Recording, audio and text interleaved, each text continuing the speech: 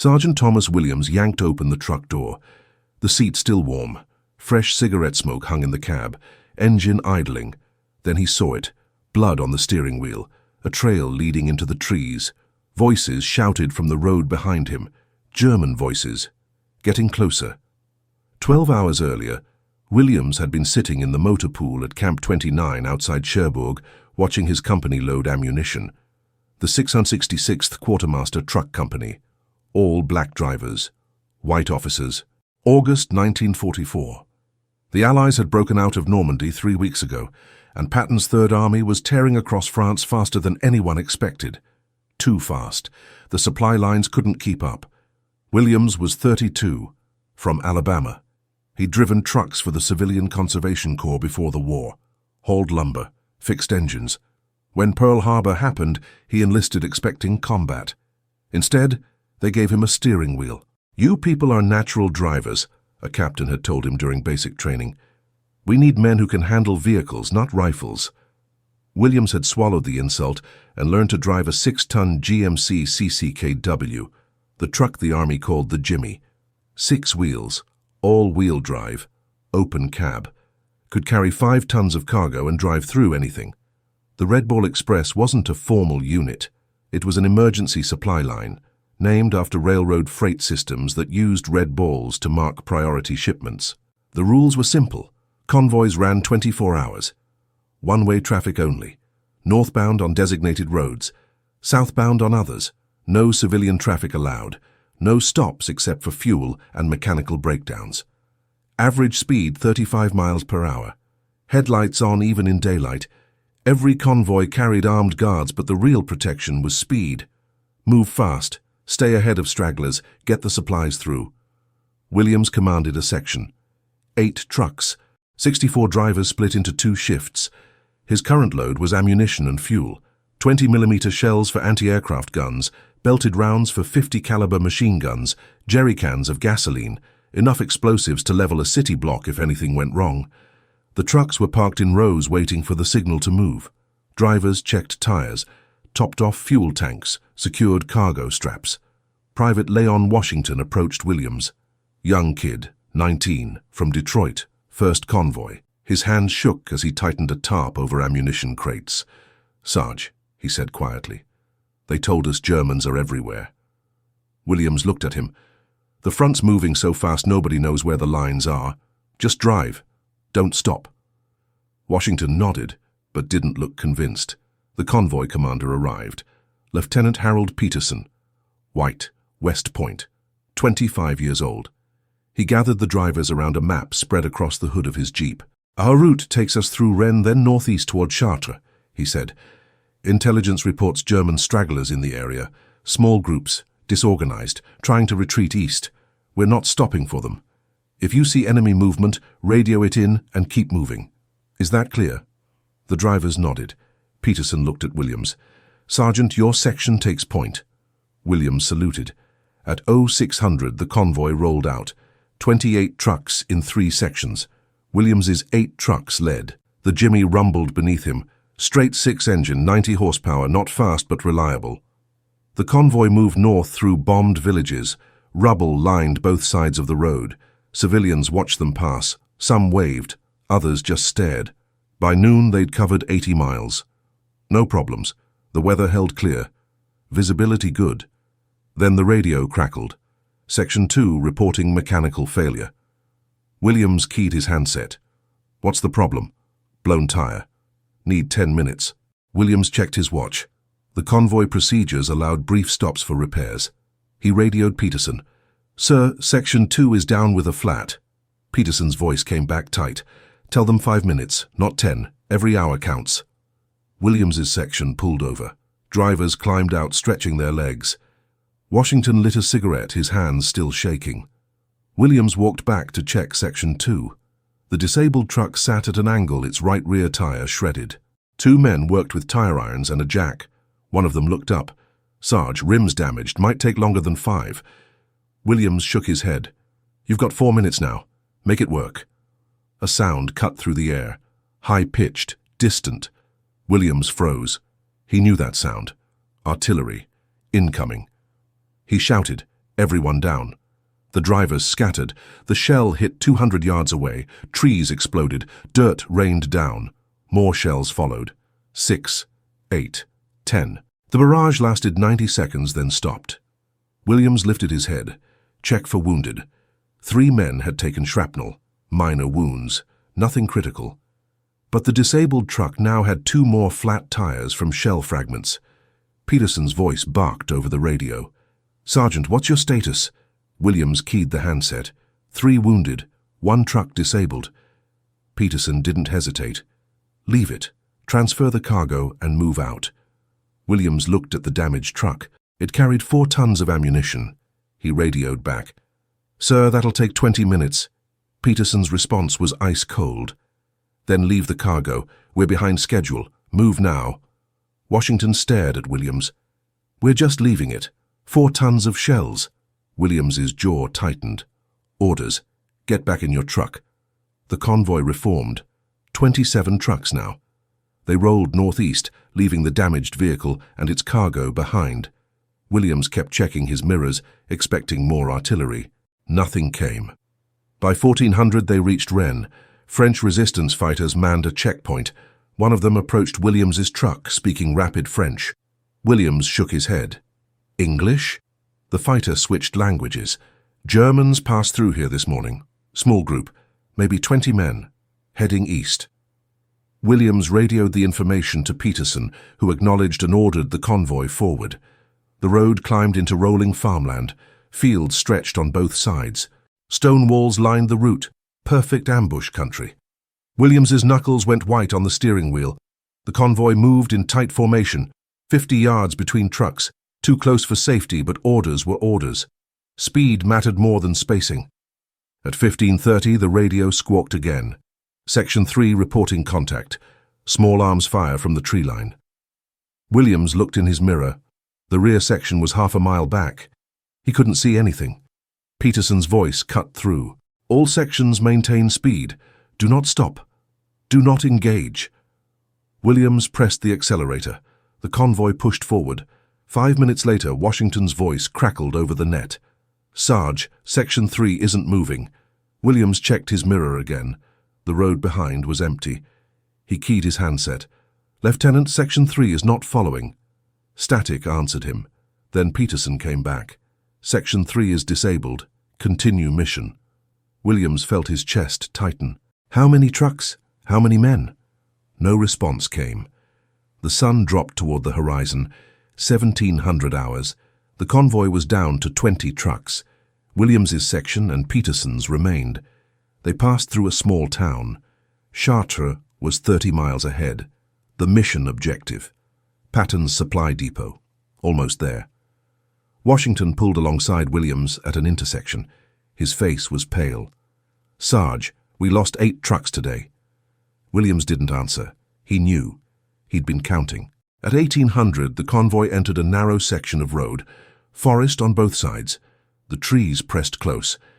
Williams's instincts screamed danger. He radioed Peterson. "Sir, recommend we wait for darkness before proceeding. This road is a kill zone." Peterson's response was immediate. "Negative.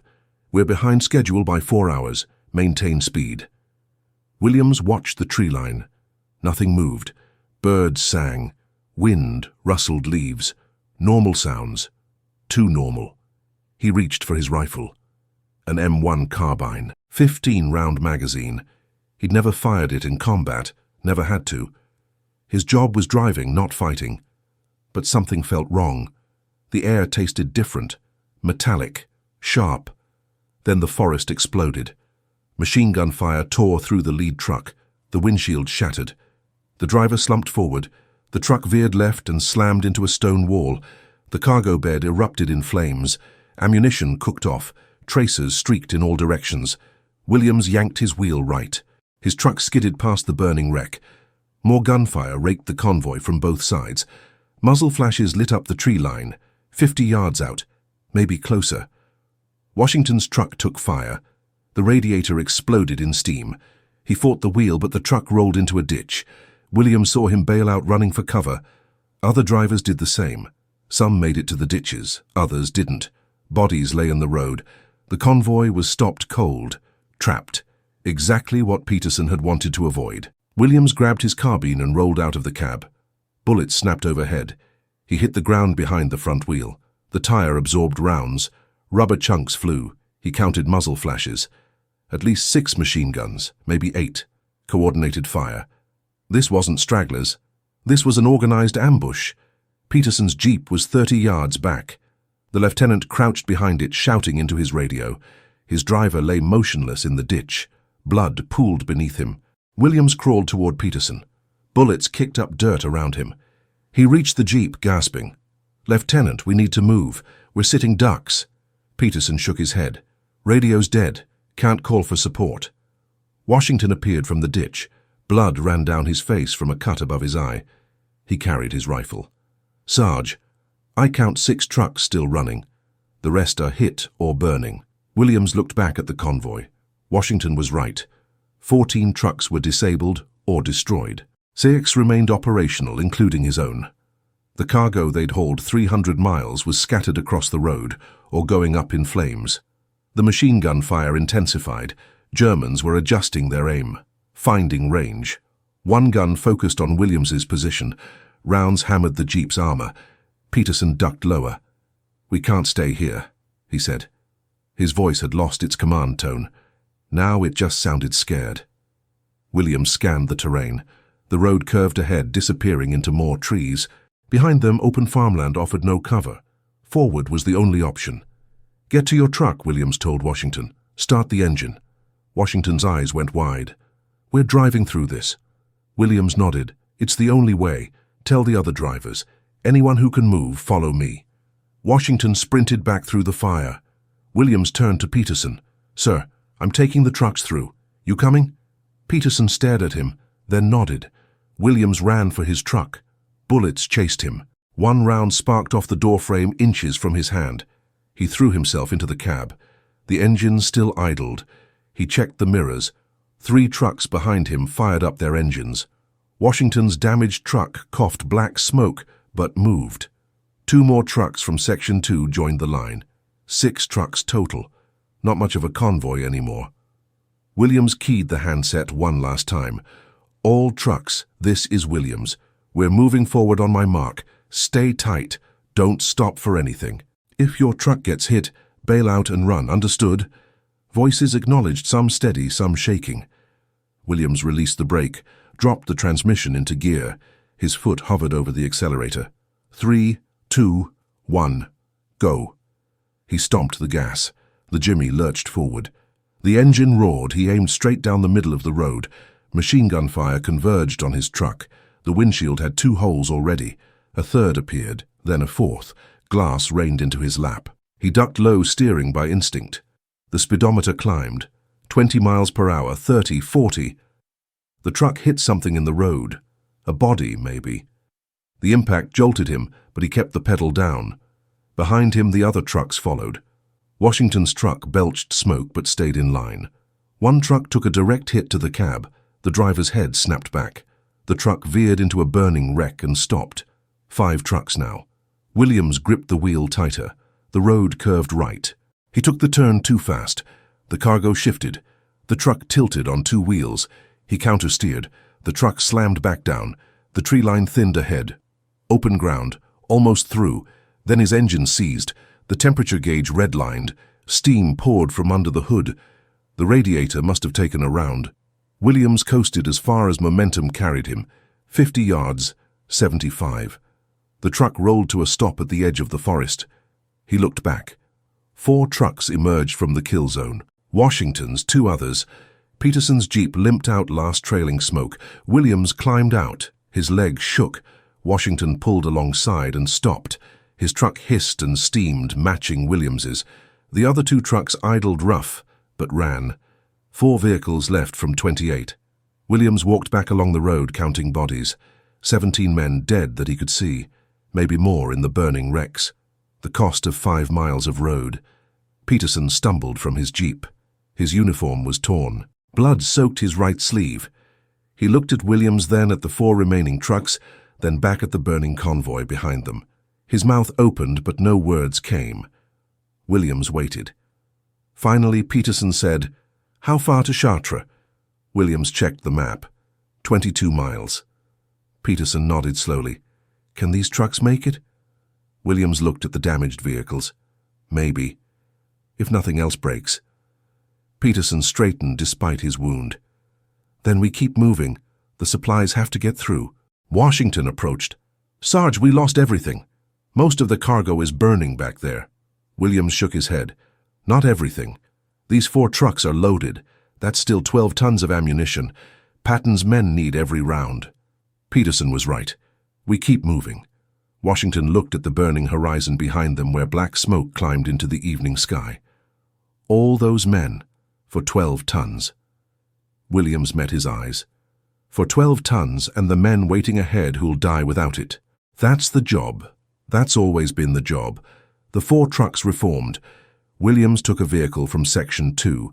His own was finished. They rolled northeast as the sun touched the horizon. 22 miles ahead, Patton's Third Army waited. Out of fuel, out of ammunition, counting on the Red Ball Express to keep them in the fight. Williams watched the road ahead. Somewhere in the fading light, more Germans waited.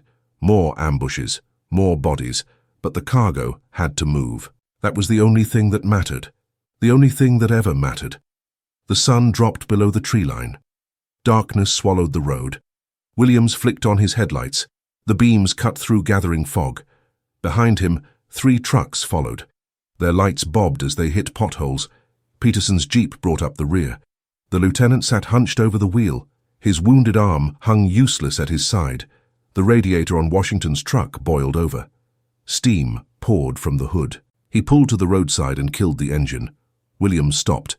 The other trucks idled behind them, waiting. Washington climbed down, shaking his head. "She's done, Sarge. Engines seized. Won't make another mile." Williams walked back, checking the cargo. 6 wooden crates of 20mm shells. 200 rounds per crate. 1,200 rounds total. He pointed at the nearest truck. "Transfer half to Davis, half to mine. Move." 4 men worked in darkness, unstrapping crates. The wood was heavy. Ammunition rattled inside. They loaded 6 crates into Williams's truck bed and 6 into Davis's. The work took 8 minutes. Washington stood beside his abandoned truck. "Second one I've lost today." Williams gripped his shoulder. "You're still alive. That's what counts. Get in my truck." Washington grabbed his rifle and carbine and climbed into Williams's passenger seat. 3 trucks now. Peterson pulled alongside in his Jeep. His face was pale. Blood had soaked through the makeshift bandage on his arm. How much further? Williams checked the map by flashlight. 18 miles. Maybe 90 minutes if nothing breaks. Peterson nodded, then swayed in his seat. Williams steadied him. "Sir, you need a medic." Peterson shook his head. "Chartres has medics. We get there first." He pulled away before Williams could argue. The convoy moved forward. The road climbed into hills. Fog thickened. Visibility dropped to 30 feet. Williams drove slowly. His headlights barely penetrated the white wall ahead. Washington sat rigid, scanning the roadside. His rifle rested across his knees. Every shadow looked like Germans. Every sound was a threat. Neither man spoke. The engine noise filled the cab, a steady rumble that drowned thought. At 2200 they passed through a village. Dark windows, empty streets, no lights anywhere. Williams slowed to 15 miles per hour. His instincts screamed trap. Washington leaned forward. "Should we stop? Check for civilians?" Williams kept driving. "Stopping gets us killed." The village disappeared behind them. No shots came, no ambush, just empty buildings and silence. 10 minutes later, the lead truck's brakes locked. Williams stomped his own brake. The truck skidded to a stop. He climbed out. Ahead, Davis stood beside his truck, pointing at the road. A crater, 10 feet wide, 5 feet deep, recent. The edges were fresh dirt, not hardened by weather. Probably artillery from this morning. Williams walked to the edge and looked down. No way through. The hole was too deep and the sides too steep. Davis approached. "We'll have to backtrack. Find another route." Williams studied the map. The nearest alternate road was 12 miles back. That would add 2 hours, maybe more. He looked at the crater again. then at the fields on either side. Farmland, relatively flat. Stone walls every 100 yards, but low enough to cross. He pointed. We go around. Through the fields. Davis stared at him. Sarge, these trucks are loaded, 5 tons each, will get stuck in the mud. Williams walked to the field's edge and knelt. He pressed his palm into the soil, dry, hard-packed. It might work. Davis shook his head. Might isn't good enough. Williams stood. It's all we've got. Peterson's jeep rolled up. The lieutenant slumped against the wheel, barely conscious. Williams opened the door and eased him into the passenger seat. Sir, we're detouring through the field. Peterson's eyes focused briefly. Do it. Then he passed out. Williams checked his pulse. Still strong. The bleeding had slowed, but the man needed a hospital soon. Williams waved the trucks forward. Follow my tracks exactly, single file. Don't stop for anything. He climbed into his truck and turned the wheel hard right. The Jimmy lurched off the road and into the field. The suspension creaked. The cargo shifted. He kept steady pressure on the accelerator. The tires bit into dry earth and held. 20 feet, 40. The truck rocked over uneven ground but kept moving. He glanced in the mirror. The other trucks followed. A stone wall loomed ahead. 3 feet high, built from field stones mortared together. Williams aimed for a gap where one section had collapsed. The truck bounced through scattering stones. The cargo bed scraped the wall's edge. Metal screeched. A wooden crate shifted but held. Williams exhaled. Behind him, Davis made it through. The third truck clipped the wall harder. The right rear fender crumpled. But it kept rolling. They crossed 2 more fields. The ground stayed firm. Williams angled back toward the road, aiming for a spot beyond the crater. The truck climbed a shallow bank. The front wheels found pavement. The rear wheels followed. They were through. The other trucks regained the road one by one. Davis pulled alongside. His headlight was smashed, and his fender hung loose, but his engine ran smooth. Williams waved him forward. At midnight, the convoy reached a crossroads. A signpost pointed north toward Chartres, 12 miles. Williams felt exhaustion pulling at him. He'd been driving for 18 hours. His hands ached from gripping the wheel. His eyes burned from staring into fog. Washington had dozed off beside him, head resting against the doorframe. In the back, Peterson remained unconscious. His breathing was shallow but steady. The road descended into a valley. A river crossed their path. A stone bridge spanned the water, single lane. No guardrails. Williams slowed approaching the bridge. The structure looked old, maybe centuries old. He stopped and climbed out. His boots echoed on stone as he walked across, checking for damage. The bridge held firm, no cracks, no missing stones. He waved the convoy forward. His truck rolled onto the bridge. The wheels rumbled over uneven stones. Halfway across, a sound cut through the engine noise, high-pitched, distant. Williams froze. That sound, he knew it. Aircraft. He looked up, scanning the dark sky. Nothing visible. But the sound grew louder, coming closer, from the south. He pressed the accelerator. The truck surged forward. The bridge ended. Williams pulled hard, right, leaving room for the others. Davis crossed. Then the third truck. Peterson's jeep entered the bridge.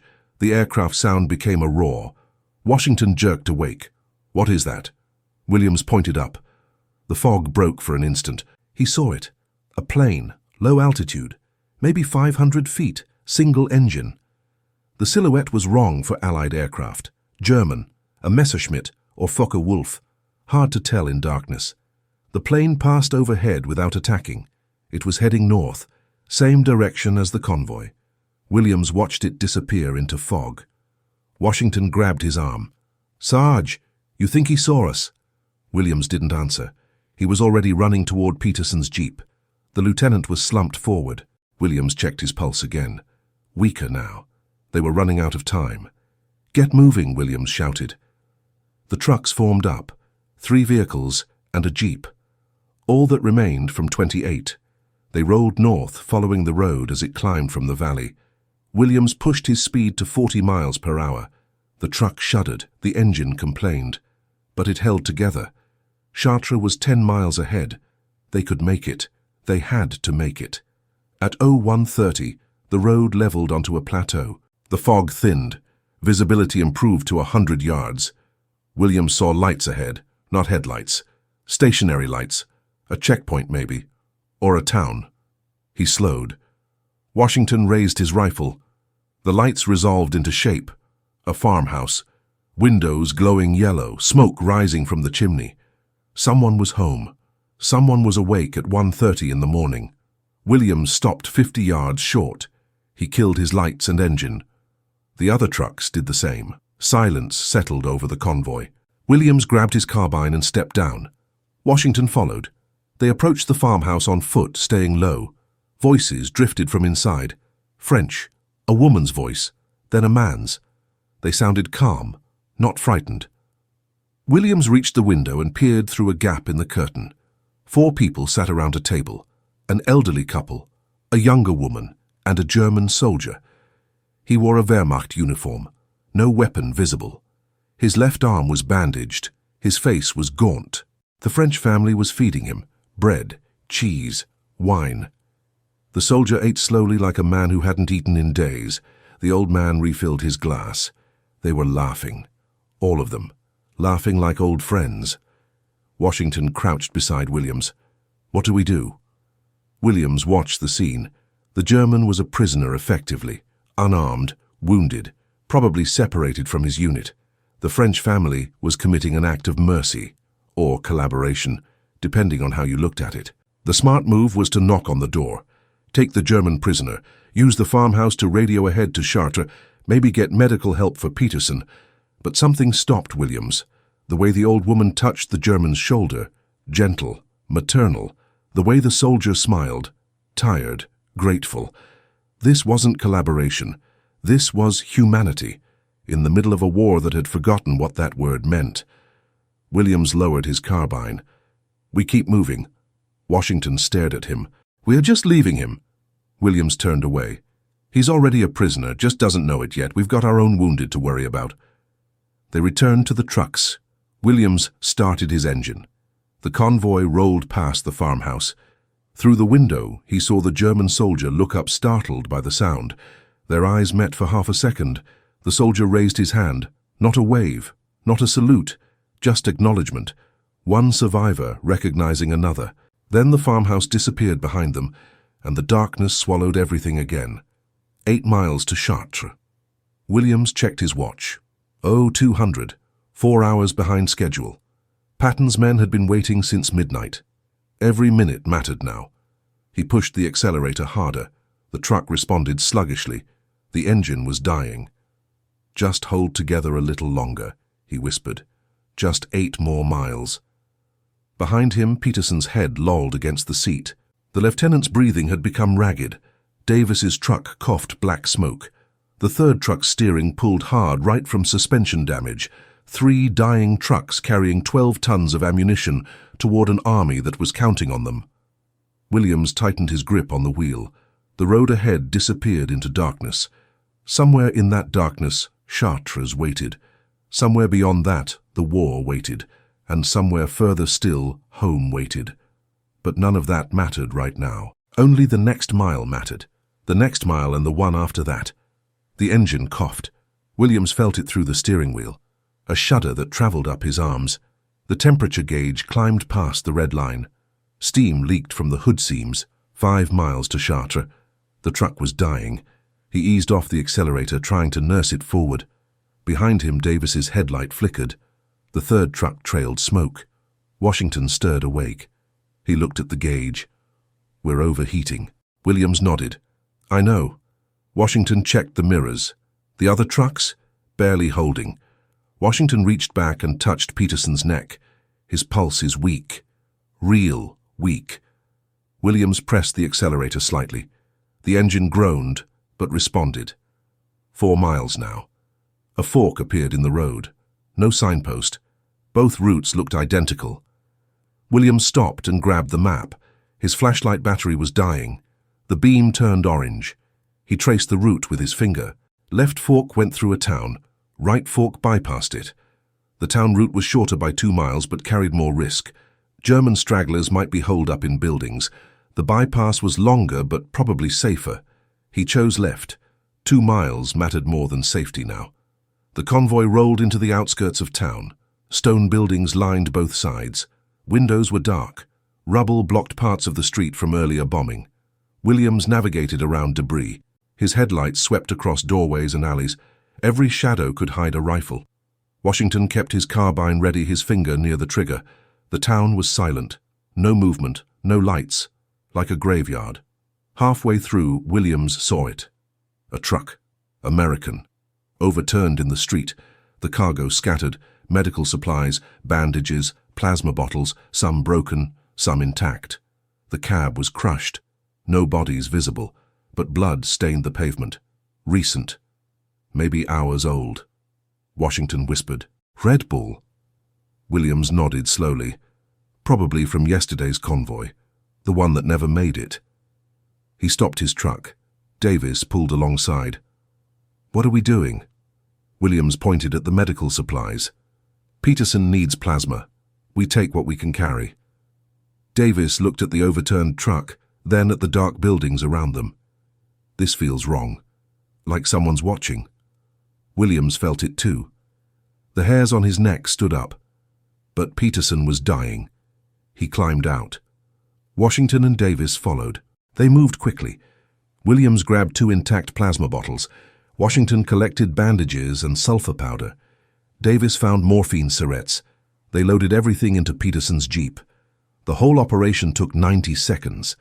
Williams was turning back to his truck when he heard it. A door creaking open, 30 yards away.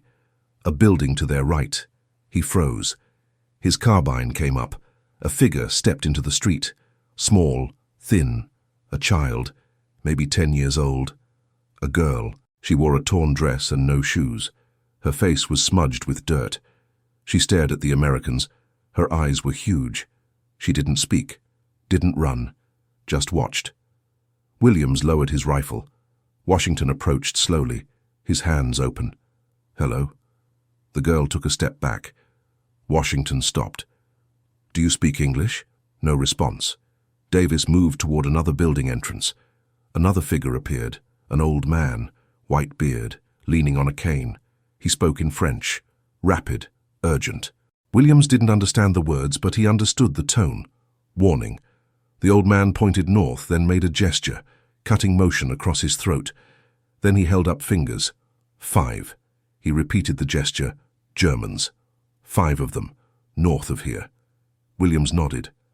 "Merci." The old man pulled the girl back inside. The door closed. The street went silent again. Washington looked at Williams. "We going around?" Williams checked the map. Going around meant the bypass. Added 2 miles. Peterson didn't have 2 miles left. He made the decision. "We go through, fast, no stops." Davis's face went tight. "You sure about this?" Williams was already moving toward his truck. "I'm sure we don't have a choice." The convoy reformed. Williams took point again. He accelerated through the rest of the town. The buildings blurred past. His speedometer hit 45. Too fast for these streets, but speed was their only advantage. They burst out of town into open farmland. The road straightened. 3 miles to Chartres. Williams pushed 50 miles per hour. The engine screamed, the temperature gauge pinned at maximum. But the truck held. Then the road curved hard left. Williams took the turn. His cargo shifted. The whole truck tilted. He fought the wheel. The truck came down hard on all 6 wheels. Behind him, Davis made the turn clean. The third truck wasn't so lucky. It went into the curve too fast. The driver overcorrected. The rear end broke loose. The truck spun sideways. It left the road and rolled. Once, twice, 3 times. It came to rest upside down in a field. Williams braked. The convoy stopped. He jumped out and ran toward the wreck. Washington and Davis followed. The cab was crushed. The driver hung upside down in his harness. Blood ran down his face. His eyes were open but unfocused. His name was Porter, 22 years old, from Georgia. Williams reached through the broken window. "Porter, can you hear me?" Porter's lips moved. No sound came out. Davis climbed on top of the overturned truck, checking the cargo. 5 crates intact, 1 broken. Ammunition spilled across the field. Porter made a choking sound. His head lolled forward. Williams felt for a pulse. Nothing. Washington closed his eyes and turned away. Davis climbed down. "We need to transfer the cargo." Williams nodded. 5 crates. We split them between the 2 trucks. They worked in darkness, carrying the heavy wooden boxes. Porter's body remained trapped in the wreck. They didn't have time to pull him free. They didn't have time for anything except moving forward. 2 trucks now, Davis's and Williams's. Peterson unconscious in the Jeep. 18 men had died getting this far. The weight of that pressed on Williams like physical mass. Every mile cost lives, every decision cost lives, but stopping cost more. He climbed back into his truck. Washington sat silent beside him. Neither spoke about Porter. There was nothing to say. The dead didn't need words. They needed the mission completed. 1 mile from Chartres, the road climbed a final hill. Williams' truck barely made it. The engine was knocking, metal on metal, internal damage, terminal damage. But the crest appeared. He crested the hill and saw it. Lights, hundreds of lights, the supply depot, rows of tents, parked vehicles, a field hospital, and beyond that the glow of Patton's 3rd Army staging area. They'd made it. Williams coasted down the hill, his engine seized, the pistons locked. The truck rolled on momentum alone. He guided it into the depot entrance. Guards with white armbands stepped forward. One shone a flashlight in Williams's face. "Identify yourself." "Sergeant Thomas Williams, 666th Quartermaster Truck Company, Red Ball Express. We've got ammunition, 12 tons. The guard lowered his light. "Where's the rest of your convoy?" Williams stared straight ahead. "This is the rest." Medical personnel swarmed Peterson's Jeep. They lifted the lieutenant onto a stretcher. An officer approached Williams, captain's bars on his collar. He looked at the 2 battered trucks, 2 vehicles. The manifest said 28. Williams climbed down. His legs nearly gave out. He steadied himself against the truck. "We lost 26. The captain's expression didn't change. Did the cargo get through? Williams gestured at the truck beds. 12 tons. Every round. The captain nodded. "Good. We need it unloaded in 10 minutes. Patton's moving at dawn." Soldiers descended on the trucks. They formed chains unloading crates. Williams watched them work. Each box represented miles, ambushes, dead men. Washington stood beside him. His face was blank, numb. Davis sat on his truck's running board. His hands shook.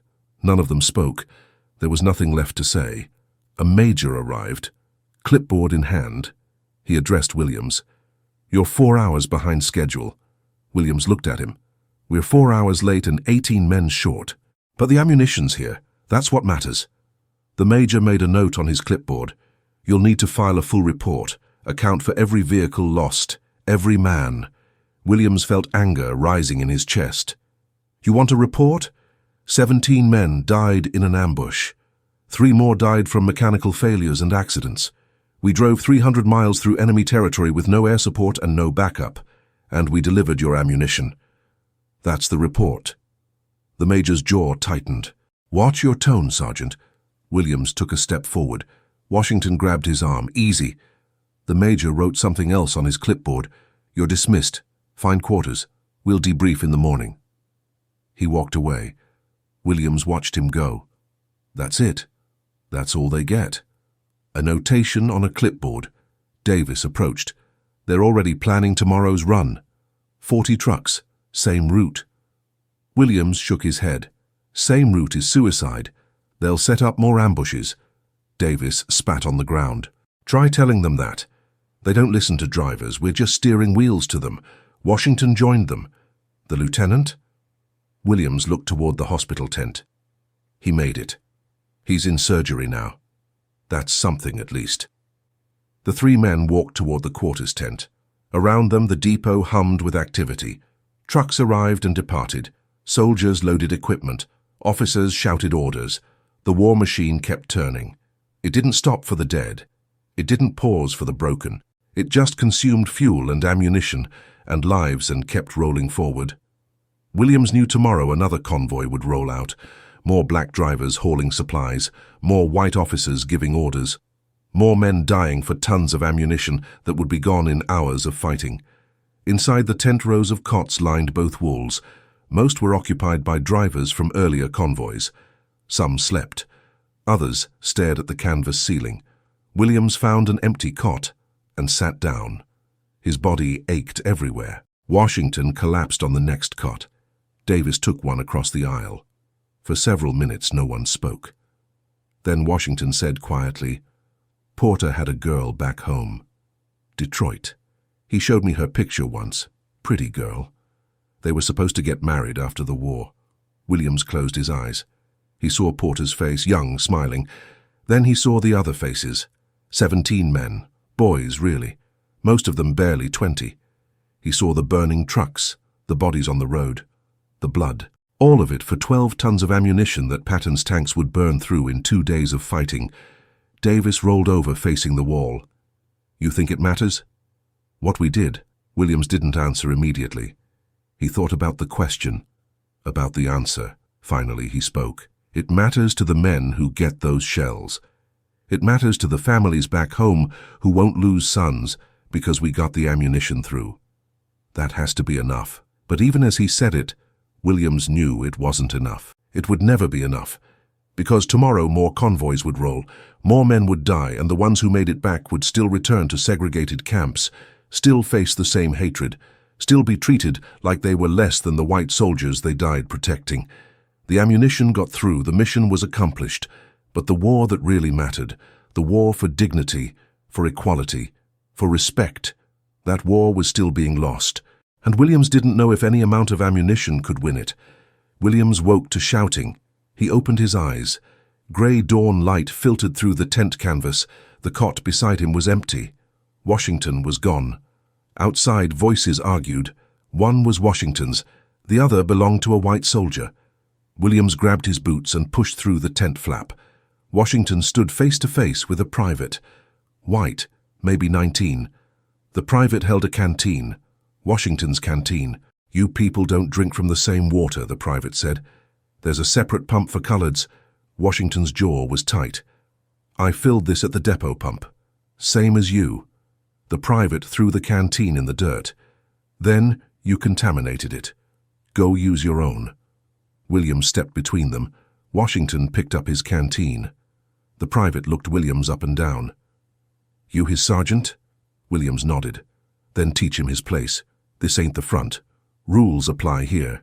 Williams felt heat rising in his chest. "We just drove 300 miles, lost 18 men, delivered ammunition that's keeping this army moving. And you're worried about a water pump?" The private's face hardened. "I don't care what you did. You're still colored. Stay in your area." Davis appeared from another tent. He assessed the situation quickly. More white soldiers were gathering.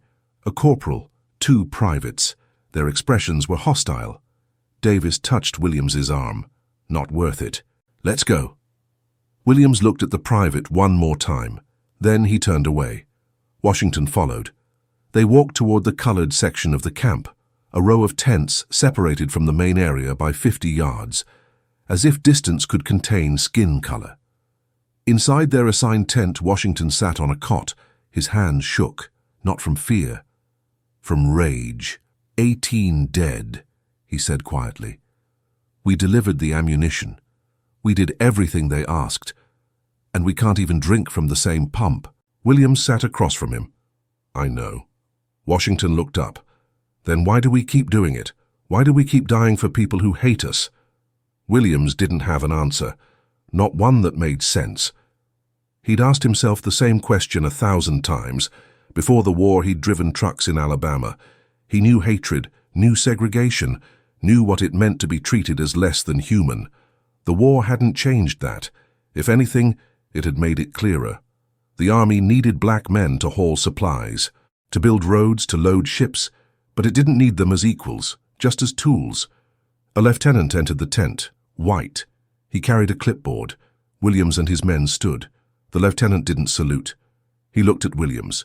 "You're needed for debriefing. Conference tent 0800.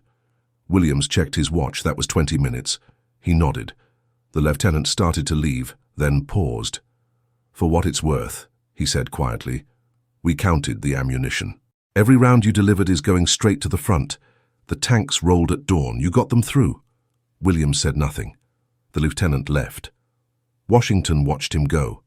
You think he meant it? About it mattering? Williams laced his boots. Doesn't change anything, whether he meant it or not. We're still drinking from separate pumps. Davis entered carrying bread and coffee. He handed portions to Williams and Washington. Mess tent serving, but the lines are separated. I grabbed extra before they ran out. The coffee was weak, the bread was stale, but it was food. Williams ate without tasting it. At 0800, Williams walked to the conference tent. Inside, a colonel sat behind a field desk. 2 majors flanked him. A stenographer waited with a typewriter. The colonel gestured to a chair. Sit. Williams sat. The colonel opened a folder. Sergeant Thomas Williams, 666th Quartermaster Truck Company. Convoy departed Cherbourg at 0600 yesterday. Scheduled arrival Chartres 2200. Actual arrival 0300, 4 hours late. Williams said nothing. The colonel continued. Manifest showed 28 trucks. You arrived with 2. Explain. Williams kept his voice level. We were ambushed at 15:30. Machine gun fire, coordinated attack, lost 14 trucks in the first engagement. The colonel made a note. Why didn't you request air support? Williams felt his jaw tighten. Radio was destroyed in the first artillery barrage. We had no communication. The colonel looked up. You had no orders to proceed without communication. You should have turned back. Williams stared at him. Turn back with ammunition that Third Army needed? The colonel's expression didn't change. Turn back and regroup, wait for orders, that's protocol. Williams leaned forward. Protocol doesn't account for tanks running dry while you wait for orders. We made a tactical decision. The cargo got through. The colonel closed the folder. The cargo arrived late and incomplete. 18 men died. That's not a success. That's a failure. Williams felt something snap inside. A failure? Those men drove through ambushes, through artillery, through German territory with no support. They died getting ammunition to soldiers who needed it. And you're calling it a failure? The colonel stood. Control yourself, Sergeant. Williams stood too. No, sir. You don't get to sit here in a safe tent and judge men who died doing what you ordered them to do. One of the majors stepped forward. That's enough. You're dismissed. Williams turned toward the door. The colonel's voice stopped him. Sergeant, your unit has another convoy departing at 1400. Same route. You're assigned as section leader. Williams looked back. Same route? After what happened? The colonel nodded. The road's been cleared. German stragglers have moved east. You'll have air cover this time. Williams felt exhausted suddenly. How many trucks? 40. Full load. The colonel sat back down. Dismissed. Williams walked back to his tent. Washington and Davis were waiting. Washington saw his face. What happened? Williams sat on his cot. They're sending us out again. Today. Same route. Davis swore under his breath. After yesterday? Williams nodded. 40 trucks. They say the road's clear now.